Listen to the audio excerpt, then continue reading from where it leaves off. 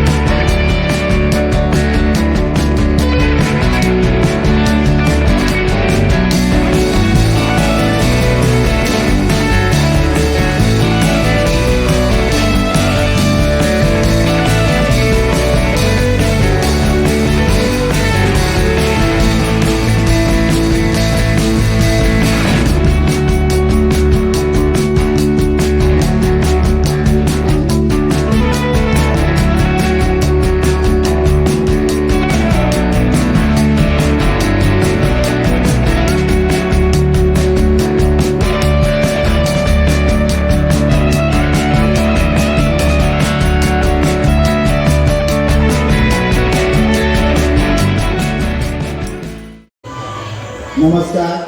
આજે નવલી નોરતાના પ્રથમ દિવસે એટલે કે આસો સુદ પડવો અને એ નિમિત્તે આપણે શ્રી કૃષ્ણ મંદિરના પ્રાંગણમાં સૌ એકત્રિત થયા છે। એનો મુખ્ય ઉદ્દેશ એ છે કે લગભગ 8 વર્ષ પહેલાં માં શક્તિ ગરબા મહોત્સવ સમિતિએ જે તાલુકાના ખેલૈયાઓ માટે ગરબાનું આયોજન લાગ લગભગ 6 વર્ષ સુધી આયોજન કર્યું અને સૌને ખૂબ લાભ આપ્યો અને સૌને ખૂબ મજા કરાવી અને માતાજીની આરાધના પણ કરી। અને એ દરમિયાન જે ઇતર પ્રવૃત્તિ જેમ કે સ્ટોલ હતા, ખુરશીની આવક ને આ બધી જે આવક હતી એ બધું ભંડોળ ભેગું થઈને લગભગ 11-11.5 લાખ રૂપિયા જેવું થતું હતું।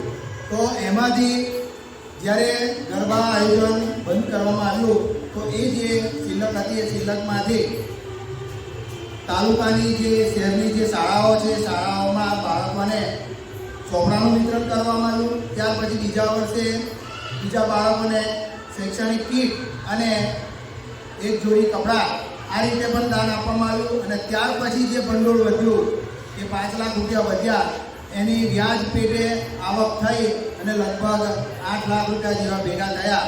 તો એનું શું કરવું એવું નક્કી કરવામાં આવ્યું અને એમાં શક્તિ ગરબા મહોત્સવ સમિતિ ભેગી થઈ અને નક્કી કર્યું કે ભાઈ આપણે આ ભંડોળ ભગવાનના કામમાં જ વાપરીએ તો ઉત્તમ ગણાશે।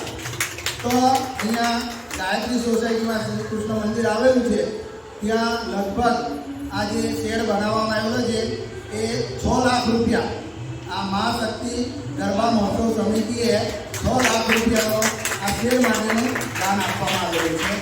અને ત્યારબાદ મરાઠા સમાજમાં પણ જે સ્મશાન બનાવવામાં આવવાનું છે અને એ પણ સાર્વજનિક છે તો ત્યાં પણ લગભગ 1,75,000 જેવી રકમ પણ માં શક્તિ ગરબા મહોત્સવ સમિતિ તરફથી દાનમાં આપવામાં આવનાર છે।